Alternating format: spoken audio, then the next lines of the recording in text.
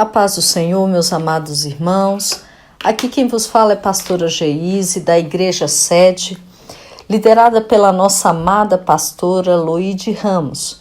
E hoje, em continuidade a este lindo projeto que a Igreja Evangélica Pentecostal do Brasil para Cristo está desenvolvendo, conversaremos em 1 Coríntios, capítulo 15. Ontem, meus amados irmãos, nós vimos a definição da ressurreição. Vimos também aqueles que não criam e a prova de que a ressurreição existiu, a ressurreição de Cristo, e quais as implicações para as nossas vidas. Hoje, conforme combinamos, nós vamos estudar sobre o corpo que teremos quando da ressurreição. Dos versículos 49 a 58 de 1 Coríntios 15, nós vamos observar que o reino celestial não é feito para o tipo de corpo que temos hoje, um corpo de carne e sangue.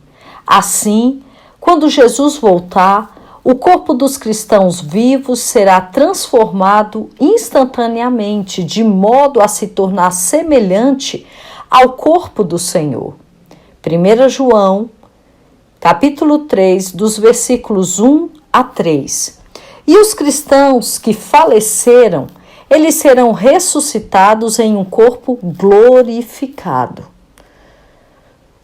O nosso novo corpo, meus amados, não estará sujeito à decomposição e nem à morte.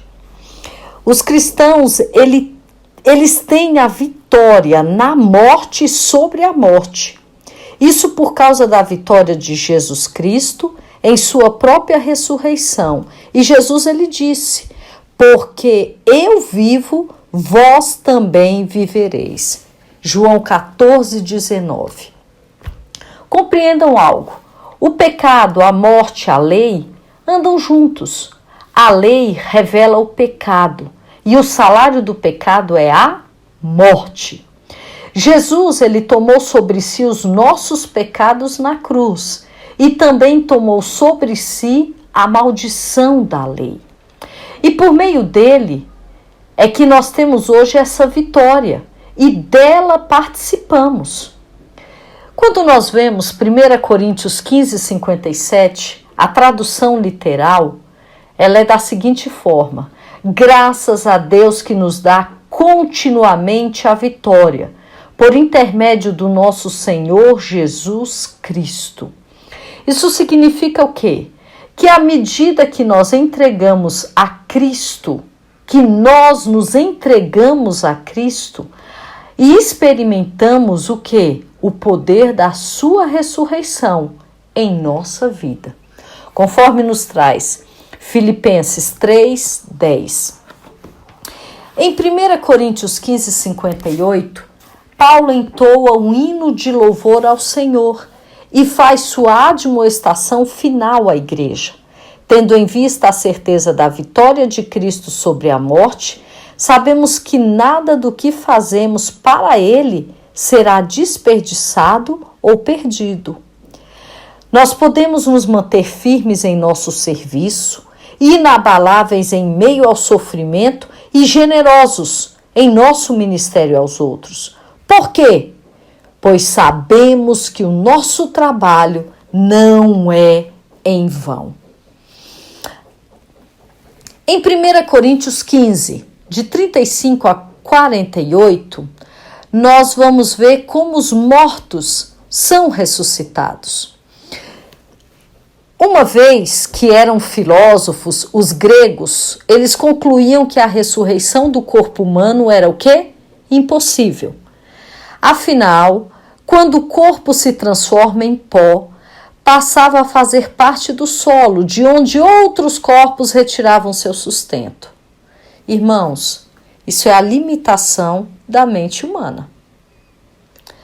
E a resposta de Paulo para essa linha de raciocínio é extremamente direta. Eu gosto muito das argumentações de Paulo. E aqui ele fala da seguinte forma: insensato. E em seguida ele faz o quê? Ele deixa claro que a ressurreição ela não é uma reconstrução. Em parte alguma da Bíblia ensina que na ressurreição Deus juntará pedaços e nos colocará de volta em nosso antigo corpo. O que existe, irmãos, é uma continuidade. O corpo ainda será nosso, mas não há mais identidade. Não é mais o mesmo corpo.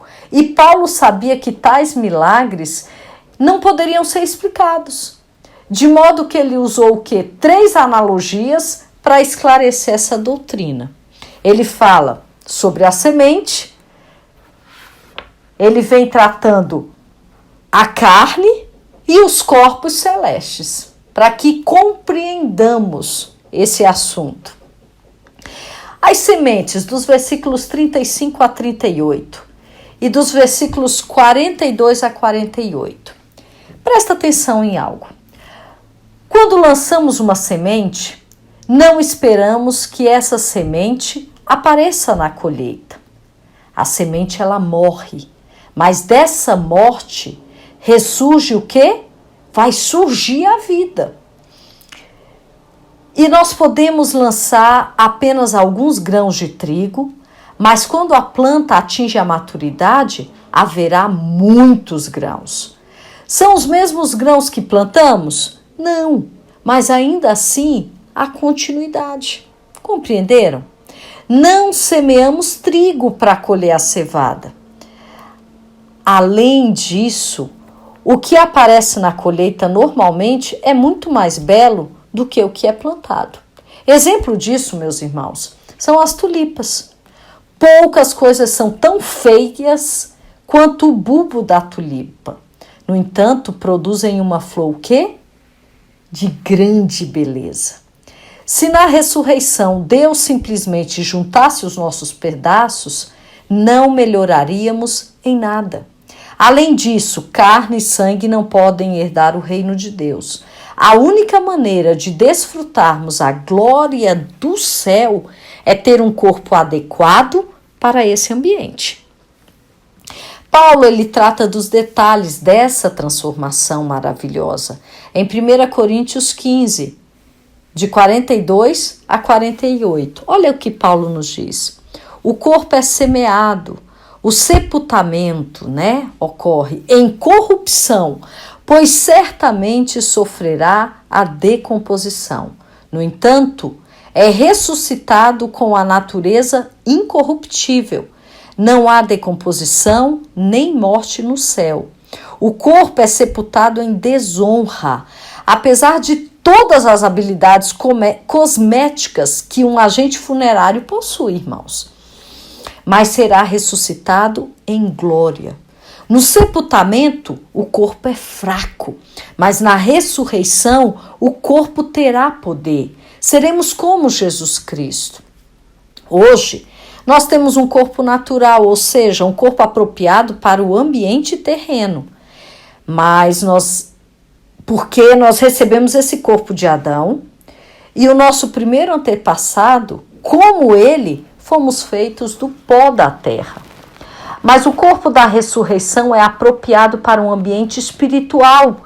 Em seu corpo ressurreto, Jesus movia-se rapidamente de um lugar para o outro e até atravessava portas trancadas. No entanto, os discípulos puderam tocá-lo e senti-lo. Lucas 24, de 33 a 43 e João 20, de 19 a 29. O que acontece aqui? Paulo ele deseja apenas deixar claro o seguinte: o corpo da ressurreição completa a obra de redenção e nos dá a imagem do Salvador. No que se refere à nossa personalidade, nós somos criados à imagem de Deus. Mas no que se refere ao corpo, nós somos feitos à imagem de Adão. Um dia, quando compartilharmos da glória do Salvador, levaremos o quê? A sua imagem. Em 1 Coríntios 15, 46, vemos declarado o princípio bíblico que é muito importante. Primeiro o natural, terreno, depois o espiritual, celestial. Recebemos do primeiro nascimento as coisas naturais, mas do segundo nascimento nos dá as coisas espirituais. Deus, ele rejeita o primeiro nascimento, o natural, e diz o quê? Necessário é nascer de novo. Irmãos, se nós dependermos do nosso primeiro nascimento, nós seremos condenados para sempre. Mas se experimentarmos um novo nascimento, seremos abençoados para sempre. E o novo nascimento, ele começa aqui nessa terra. Quando nós aceitamos Jesus, quando nós nos batizamos nas águas, quando buscamos com zelo os melhores dons, quando nos aprofundamos no que é espiritual. Aí nós percebemos que Paulo, ele destaca e ele fala desse novo corpo espiritual. E nesse novo corpo espiritual não vai ter mais conflito entre a carne e o espiritual. Reina supremo o espiritual e não há mais guerra espiritual dentro dele. Um segundo exemplo que Paulo nos traz e a analogia que Paulo nos faz é em relação à carne. No versículo 39, olha o que diz aqui, versículo 39, nós vamos perceber que Paulo ele prevê aqui a descoberta da ciência, que mostra que a estrutura da célula de animais, e existem diferentes animais. Portanto, não é possível cruzar espécies distintas de forma indiscriminada, irmãos, tá certo? O corpo humano tem determinada natureza, enquanto mamíferos, aves, peixes têm o seu tipo específico de carne. A conclusão é o quê? O que eu quero trazer com esse versículo? Se Deus é capaz de criar tipos diferentes de corpos para seres humanos, para mamíferos, para aves e para peixes, o que impede ele criar um tipo de corpo diferente para nós na ressurreição? Aí nos versículos 40 a 41, nós vamos perceber o quê?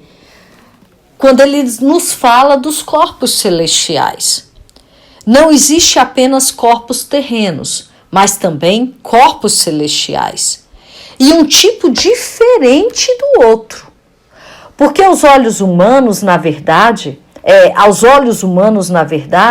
os corpos celestes se distinguem por sua glória.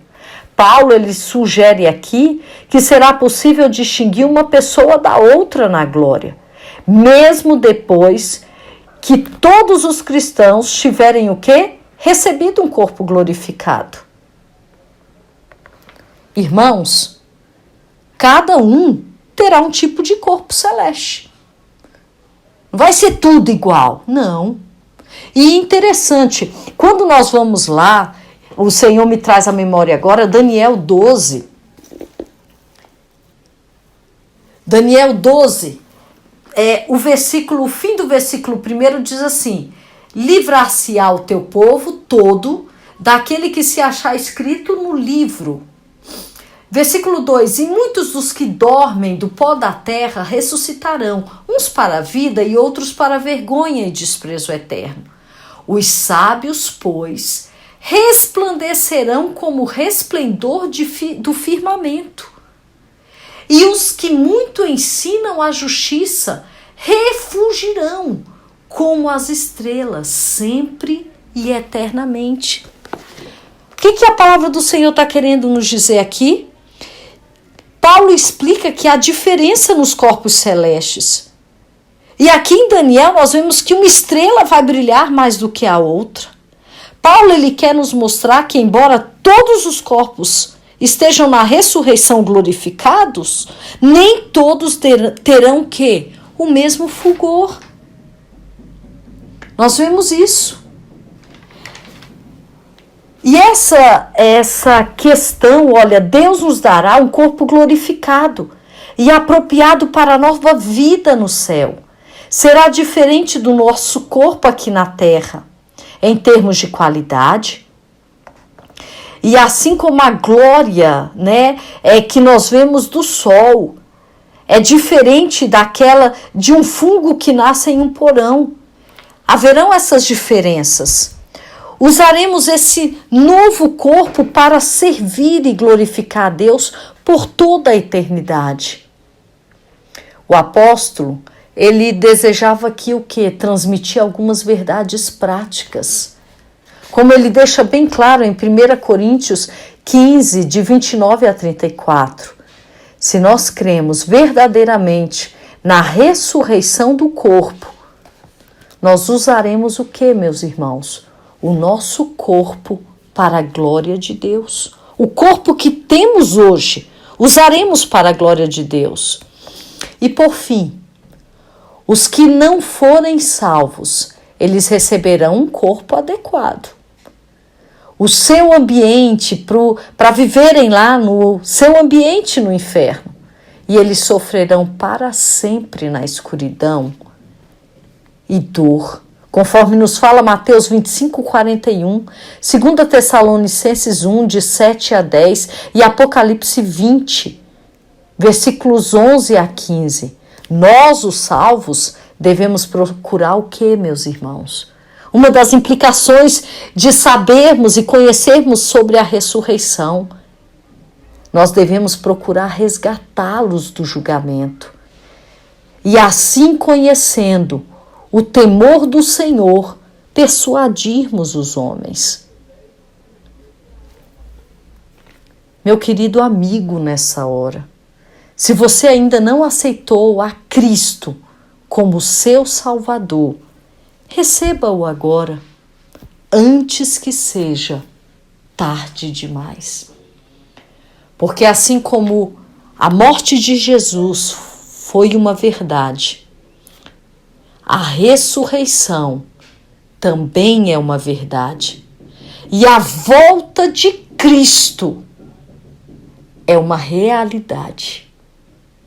Vamos nos preparar para este grande dia, quando o Senhor virá e nos buscará para morarmos eternamente com Ele.